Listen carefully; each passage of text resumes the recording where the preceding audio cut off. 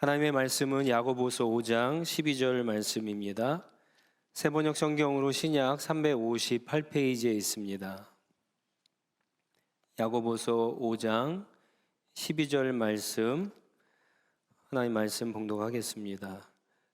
나의 형제자매 여러분, 무엇보다도 맹세하지 마십시오. 하늘이나 땅이나 그 밖에 무엇을 두고도 맹세하지 마십시오. 다만 예해야 할 경우에는 오직 예라고만 하고 아니요 해야 할 경우에는 오직 아니요라고만 하십시오. 그렇게 해야 여러분은 심판을 받지 않을 것입니다. 아멘. 여러분, 내일이 무슨 날인지 다 아시죠? 내일은 캐나다 연방 선거일입니다. 페더럴 선거일인데 캐나다에 살고 있는 저와 여러분 모두가 관심을 가져야 하고, 특히 캐나다 시민권을 가지신 분들은 반드시 투표를 하시기 바랍니다. 물론 이 세상에서는 100% 성경적인 원리를 가지고 정치를 하는 당이나 그런 정치인들은 없습니다. 그렇기 때문에 우리가 더 어떤 당과 어떤 후보가 더 성경적인가, 그리고 우리가 믿고 따르고 있는 더 하나님 나라 통치 방식에 가까운가 잘 살펴보고 투표하셔야 됩니다. 선거 때가 되면은 우리는 뉴스를 통해서 또 어떤 신문을 통해서 무수히 많은 선거 공약들, 후보자들의 맹세를 듣게 됩니다. 그 중에는 진짜 진심으로 어떤 공약을 하는 사람들도 있지만, 또 어떤 사람들은 단순히 선거에 이기기 위해서, 내가 어떤 정치적인 그런 승리를 위해서 거짓 공약과 거짓 맹세를 하는 사람들도 있습니다. 진심으로 하던 거짓으로 하던 우리가 다 알고 있죠. 100% 공약대로 자기 임기 내에 정치를 하면서 그것을 100% 다 실현하는 사람은 없다라고 하는 겁니다. 단지 정치인들만 맹세를 지키지 못하는 것은 아닙니다. 우리도 마찬가지죠. 여러분, 혹시 결혼하신 분들에게 묻습니다. 결혼식 때 주례 목사님의 성경 구절, 성경 말씀의 내용이 뭔지 기억하시는 분 계세요? 신랑과 신부가 보통 맹세를 하죠. 서약을 하죠. 혹시 그 내용들을 기억하시는 분들 계세요? 저는 생각나지 않습니다. 오래돼서 그럴까요? 처음이라서 그럴까요? 한 번 더 결혼하면은 잘 기억할까요? 그렇지 않죠. 아마 다들 그러셨을 거예요. 저도 굉장히 긴장을 했습니다. 긴장을 하다 보니까 무슨 얘기, 어떻게 결혼식이 진행됐는지 기억도 나지 않습니다. 많은 증인들 앞에서 결혼 서약을 하고, 또 우리가 결혼 생활을 10년, 20년, 30년 그 이상 생활하지만 생각이 나지 않는다는 것은 결국 무슨 말이냐 하면 100% 신랑으로서, 신부로서, 부부로서 해야 할 책임과 의무를 다하지 못하고 살고 있다라고 하는 거예요. 맹세한 대로 그렇게 살고 있지 못하다라고 하는 겁니다. 캐나다 시민권을 받으면서 선서하죠. 맹세를 합니다. 캐나다 시민으로서 책임과 의무를 다하겠다고. 근데 여러분 보세요. 먹고 살기 바쁘니까 가장 기본적인 투표권조차 행사하지 못할 때가 있습니다. 신앙의 영역으로 와도 마찬가지예요. 세례받을 때 맹세하잖아요. 서약하죠. 예수님의 제자로 살겠다라고 맹세를 했습니다. 그런데 우리가 예수님의 길, 십자가의 길을 여러분 잘 따라가고 있습니까? 그렇지 않습니다. 예수님의 길, 십자가의 길을 따라가다가 나의 성공의 길, 출세의 길, 야망의 길을 따라갈 때가 여러분 얼마나 많습니까? 솔직히 그렇지 않습니까? 임직을 받을 때 여러분 어떠셨어요? 저는 목사로서 임직 받은 게 이제 한 18년 된 것 같습니다. 17년 된 것 같습니다. 여러분들도 다 하나님과 많은 사람들 앞에서 서약을 하셨어요. 맹세를 하셨어요. 장로님들은 장로로서, 권사님들은 권사로, 또 안수 집사님들, 서리 집사님들, 씨앗장들, 교사들 다 많은 증인과 하나님 앞에서 서약을 했습니다. 맹세를 했어요. 여러분 100% 하나님 앞에 그렇게 하나님 나라를 위해서, 교회를 위해서 충성하고 있나요?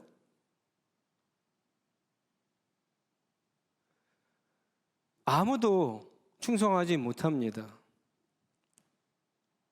그러니까 지키지 못할 맹세나 서약은 하지 말라. 오늘 본문 말씀을 여러분 이제 보시면 마치 그렇게 읽을 수 있습니다. 지키지 못할 서약이나 맹세하지 말라, 이렇게 성경이 이야기하는 것 같아요. 아니, 아예 어떤 맹세나 서약이나 다짐이나 약속이나 이런 것들 하지 말라고 하는 뜻으로도 읽힐 수가 있는데 오늘 성경 말씀은 그런 뜻이 아닙니다. 여러분, 우리는 지금 진짜 믿음이 무엇인가, 행동하는 믿음이 무엇인가에 대해서 말씀을 나누고 있는데 이 관점에서 보셔야 돼요.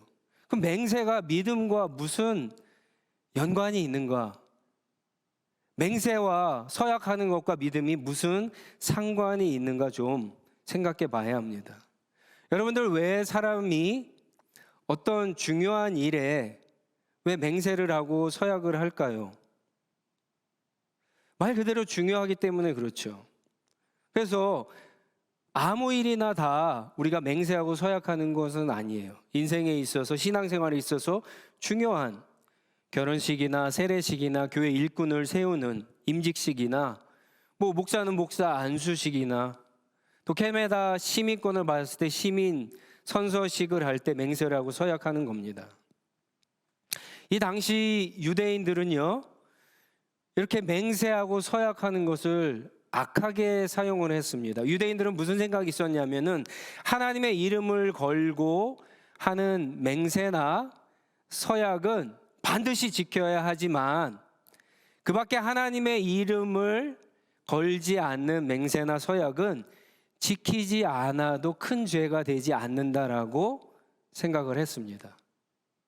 그래서 혹시라도 자기가 어떤 서약이나 맹세를 지키지 못해서 혹시 손해가 생길 어떤 약속이나 거래를 할 때에는 하나님의 이름을 걸고 절대로 맹세를 하지 않았습니다. 대신에 하늘에 있는 다른 것, 하늘 아래에 있는 다른 것, 땅 위에 있는 다른 것, 그 밖에 다른 것들을 두고 맹세를 했습니다.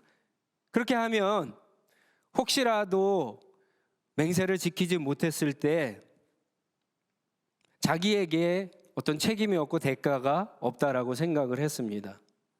종교적으로 봤을 때에는 10계명 중에 어떤 거래나 어떤 약속, 맹세를 지키지 못했을 때 다른 사람에게 거짓말하지 말라라고 하는 9계명은 어길 수 있어도 유대인들이 생각하기에 더 중요한 3계명, 하나님의 이름을 함부로 사용하지 말라라고 하는 3계명은 어기지 않았다. 그렇게 할 수 있기 때문에 이런 맹세나 서약을 이런 식으로 악하게 사용했던 겁니다. 오늘 본문 말씀에 이런 말씀이 있죠. 땅이나 하늘이나 땅이나 그 밖에 무엇을 두고도 맹세하지 마십시오. 이게 바로 이런 배경이 깔려 있는 겁니다. 우리들도 그런 성향을 가지고 사실은 살고 있거든요. 여러분 보세요. 회사에 보스가 있으면 보스의 말은 절대로 어기지 않습니다. 그런데 일상에서 부모님의 말, 그리고 자녀들의 말, 맹세를 하고 서약을 하지만 약속을 하고 다짐을 하지만 쉽게 어깁니다. 교회 성도들과의 약속, 목사와 성도들 간의 약속 쉽게 어깁니다. 중요한 것과 중요하지 않는 것이 나누는 것이 문제가 아니에요.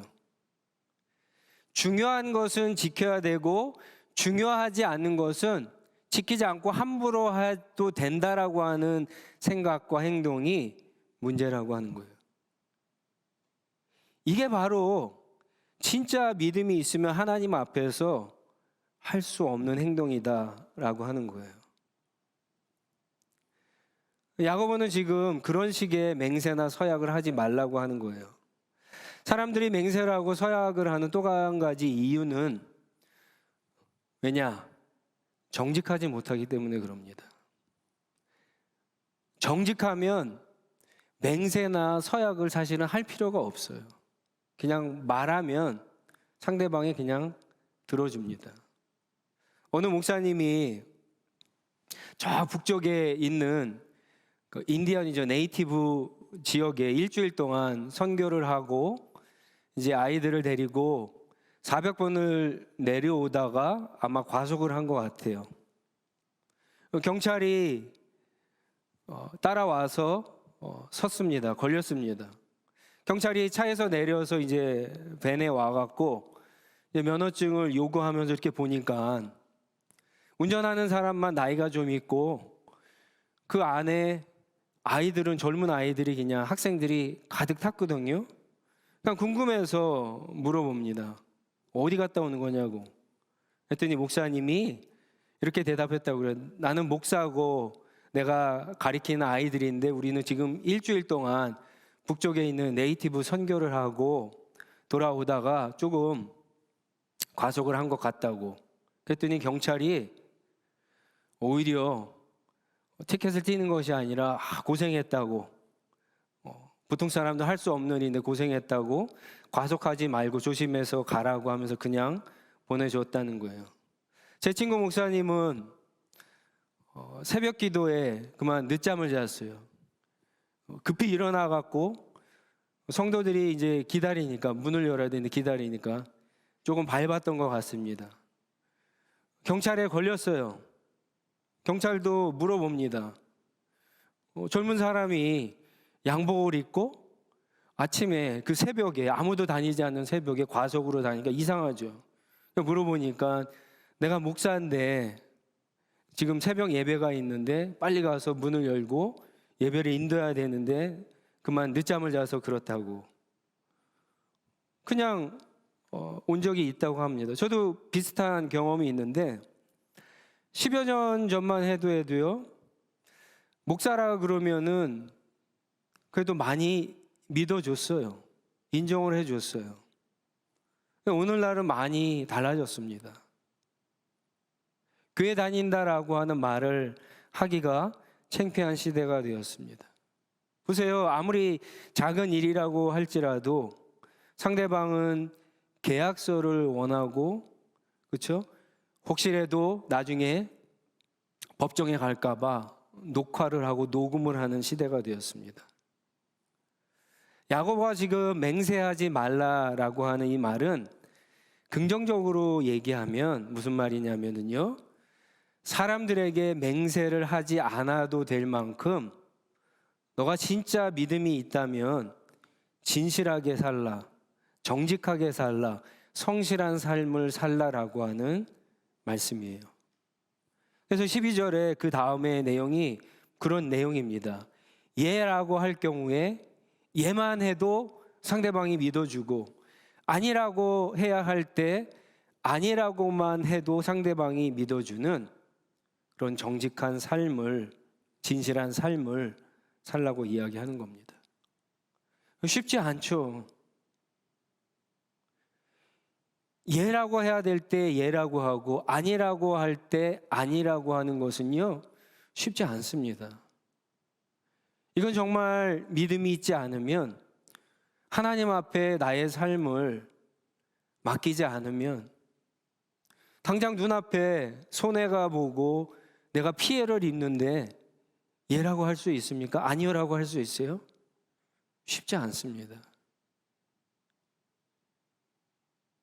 그렇게 할 수 있을 정도로 정직하고 진실되고 성실한 삶을 살라고 말씀하고 있는 겁니다.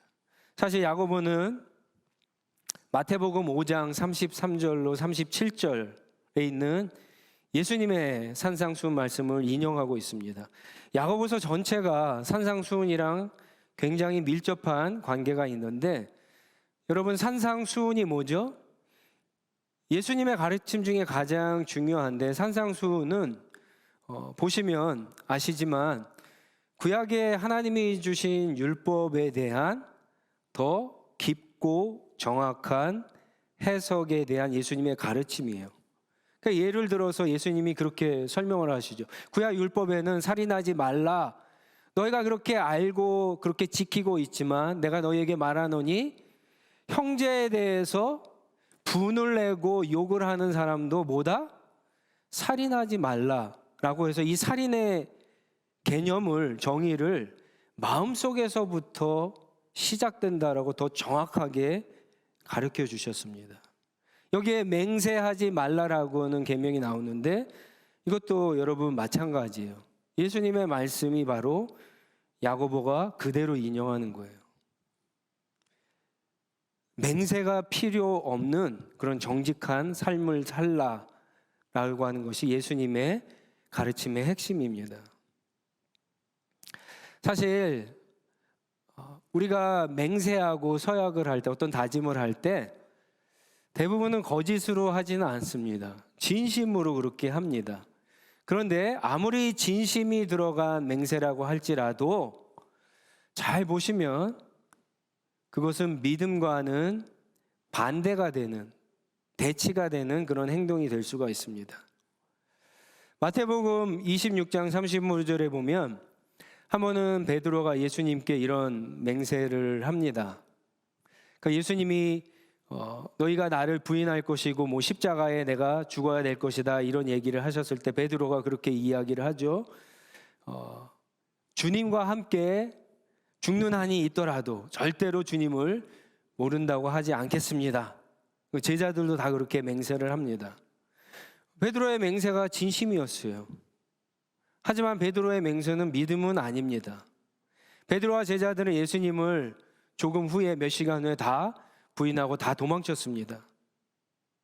베드로의 맹세가 믿음이 아닌 이유는 베드로는 무엇을 간과했던 걸까요? 무엇을 생각하지 못했던 걸까요?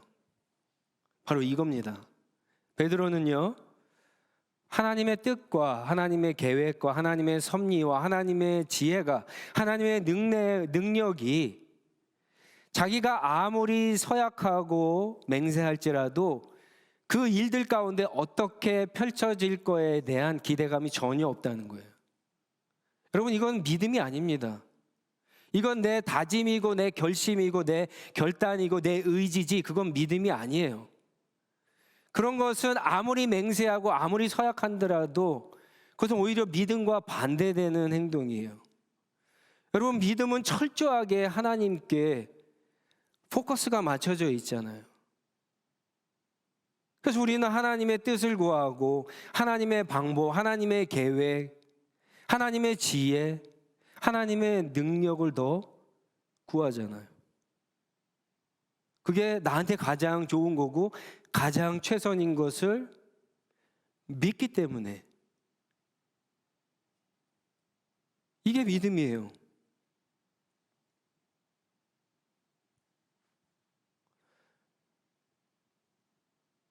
앞으로 어떻게 될 일인지 모르는데 내가 함부로 맹세하고 서약하는 거, 여러분, 이것은 믿음이 아닙니다.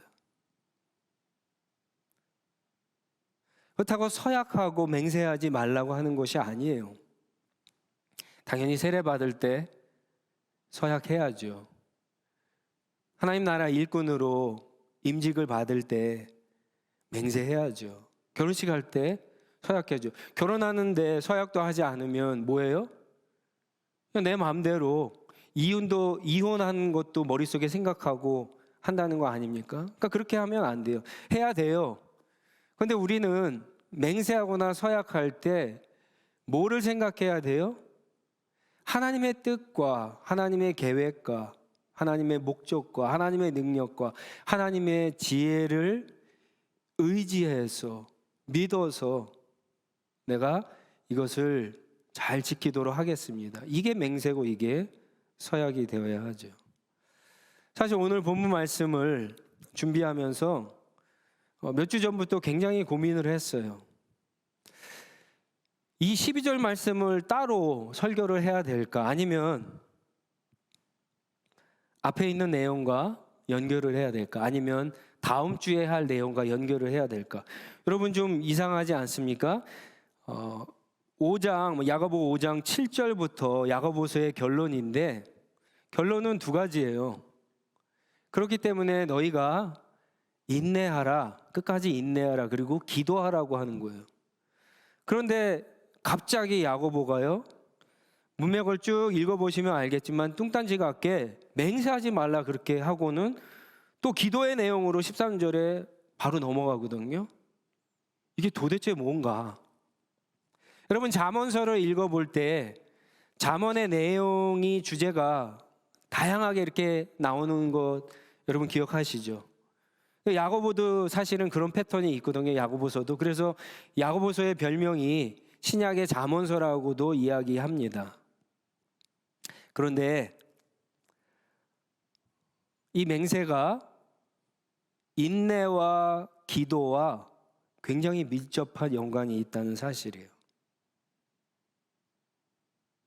한 가지 예를 들어서 이제 설명을 해드리겠습니다. 사사기 11장에 보면은 입다라고 하는 사사가 나옵니다. 이 입다는 성경에 보면은 굉장한 용사였습니다. 당대. 근데 안타깝게도 이 입다는 서자였어요. 그러니까 첩의 자식이었어요.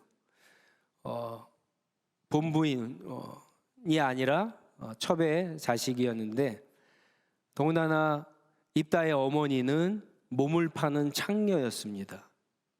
어느 날 형제들에 의해서 너는 유산을 물려받을 자격이 없다 그래서 집에서 쫓겨납니다. 그래서 입다는 그 건달 패들과 어울리게 됩니다. 어느 날 암몬 자손이 쳐들어오자 이 길르앗에 있는 장로들이요 입다를 찾아옵니다. 아무리 생각해도 이 암몬 자손을 이길 수 있는, 우리를 이끌고 가서 이길 수 있는 사람은 당신밖에 없습니다. 그렇게 이야기합니다. 그러면서 무슨 얘기를 하냐면은 입다를 꼬세요. 당신이 만약에 우리를 이끌고 가서 암몬 자손과 싸워서 이기면 당신은 진짜 인정받을 수 있을 것입니다. 그렇게 이야기합니다. 첩의 자식이었고 창녀의 아들이었던 그런 프로필이 있었던 이 입다는요, 그것을 없애버리고자 전쟁에 참여하게 됩니다. 암몬 자손이 만만치 않거든요. 그래서 입다가 우리가 잘 아는 것처럼 하나님 앞에 서원을 합니다. 맹세를 합니다.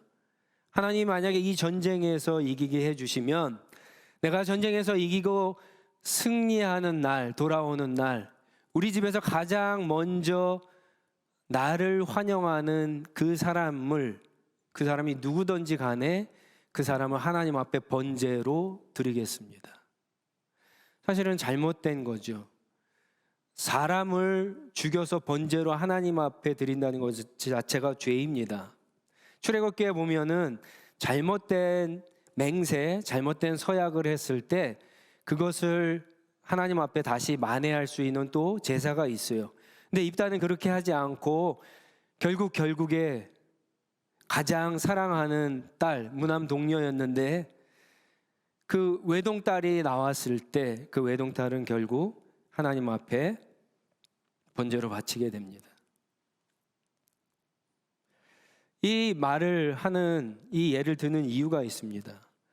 여러분, 그리스도인들이 오늘 본문에서도 마찬가지인데 가장 언제 많이 하나님 앞에 맹세를 하고 서약을 할까요?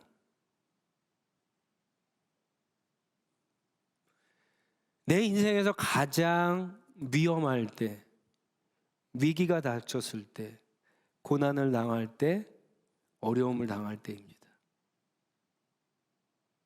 그때 많은 크리스찬들이 하나님 앞에 이런 서원을 합니다. 잘못된 맹세와 서원을 할 때가 있습니다. 왜 할까요?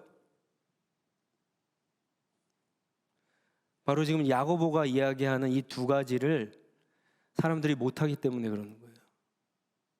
끝까지 참고 견디는 게 어렵기 때문에, 하나님 앞에 맹세하고 서약하고 기도하는 것이 더 쉽기 때문에, 하나님과 씨름하면서 끝까지 기도하는 것보다 하나님 앞에 어느 날 나가서 하나님, 내가 나를 도와주시면 내가 이렇게 하겠습니다라고 하는 맹세가, 서약이 더 쉽기 때문에 그런 거예요.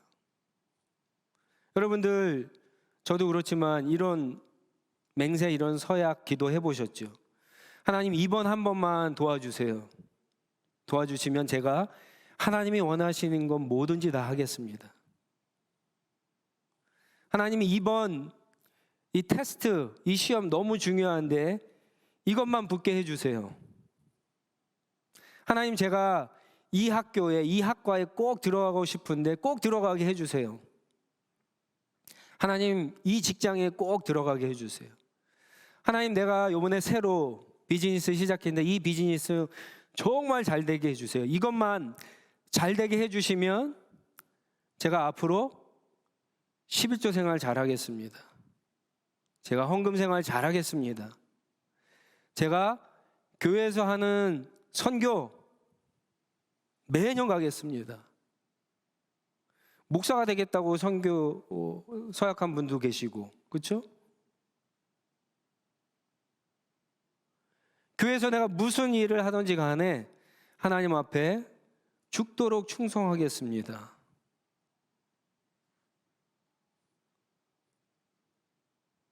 여러분 다 해보셨잖아요. 저도 해봤습니다. 거짓이 아니에요. 진심이에요. 근데 이렇게 하시는 분들이 있어요? 없습니다.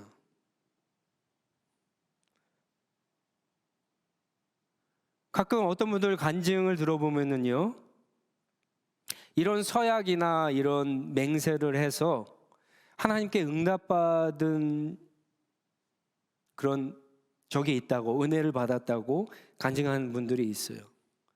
저는 그런 분들이 더 위험하다고 생각을 합니다. 만약에 하나님이 내가 이렇게 맹세하고 서약을 해서 내 문제를 해결해 주셨다고 한다면, 내가 지금 이 고통에서, 이 위기에서 벗어났다고 했다면, 하나님은 어떠한 분이 되느냐 하면은, 하나님은 나에게 11조를 얻어내기 위해서,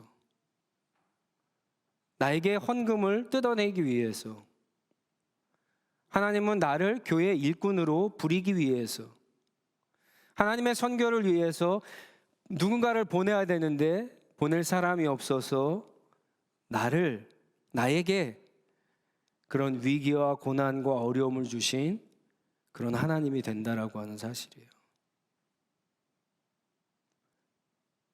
하나님은 그런 분이 아니잖아요. 하나님이 나에게 무언가 필요한 것이 있기 때문에 나를 어렵게 하시고 고난을 주시는 것이 아니잖아요.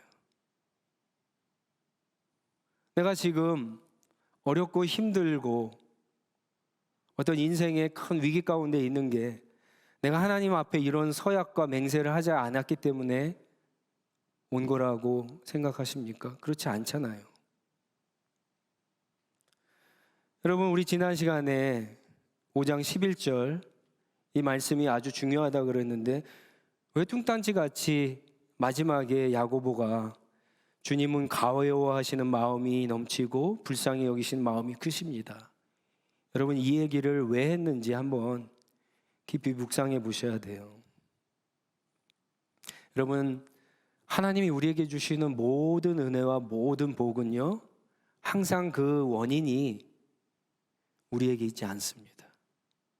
우리에게 있지 않아요.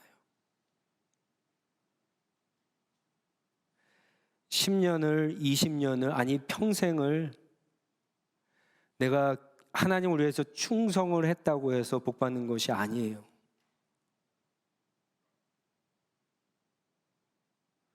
우리가 이 땅을 살아가면서 하나님이 주시는 모든 복과 은혜의 원인이 단 한 가지밖에는 없어요. 그것은 하나님이 우리를 불쌍히 여기시기 때문에. 하나님이 우리를 왜인지는 모르지만 너무나 사랑하시기 때문에. 하나님이 당신의 아들을 십자가에서 내어주시기까지. 하나님은 우리에게 너무나 좋으시고 선하신 하나님이기 때문에. 원인은 이거 한 가지밖에 없습니다. 여러분, 이것을 이해하지 못하면 이렇게 됩니다. 도대체 내가 얼마나 하나님께 열심을 내야지, 내가 도대체 하나님께 얼마나 무엇을 내가 가진 것을 드려야지 하나님이 나를 도와주시고 복을 주시고 은혜를 주실까? 여러분, 풀리지 않는 이 질문을 가지고 시간을 낭비하게 되고요, 이 질문을 가지고 살아가다 보면은요, 하나님을 멀리 떠나게 되는 거예요.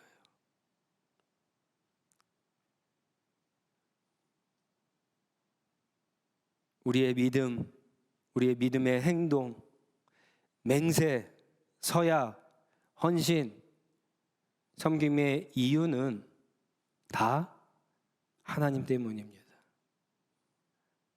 그분이 나에게 베풀어 주신 사랑과 은혜가 너무나 엄청나고 감사하고 부족하지만 나를 일꾼으로 부르셨기 때문에 나는 할 수 없지만 부르신 하나님이 나에게 지혜와 믿음과 은혜 주실 줄 믿고 순종으로 감사함으로 하나님 앞에 감당하는 겁니다.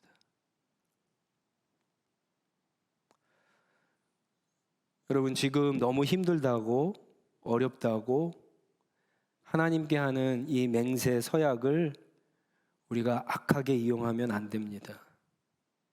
오히려 그거보다도 야고보서에서 이제 결론으로 이야기하는 것처럼 여러분, 끝까지 참고 견디고 인내할 수 있는 믿음과 은혜를 구하십시오.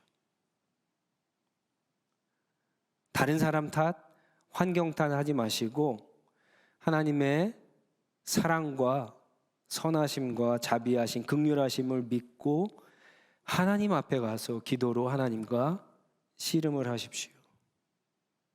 그러면 하나님을 만나고 모든 문제가 해결될 것입니다. 기도하겠습니다. 우리 다 같이 일어나서 한번 같이 기도하겠습니다.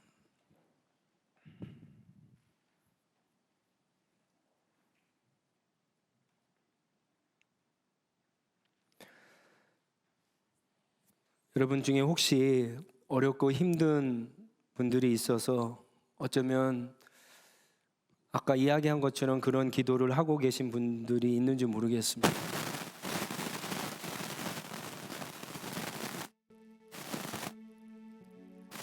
하나님께서 이번만 도와주시면, 나를 살려만 주시면, 나를 이 위기에서, 이 고난에서, 이 고통에서 벗어날 수 있게만 해주시면 하나님, 제가 무엇이든지 다 하겠습니다. 여러분, 이런 기도보다는요, 나에게 베풀어 주신 하나님의 선하심, 하나님의 긍휼하심, 하나님의 사랑을 한번 묵상해 보시고 그 하나님이 왜 나를 도와주지 않을까 한번 생각해 보세요. 도와주십니다.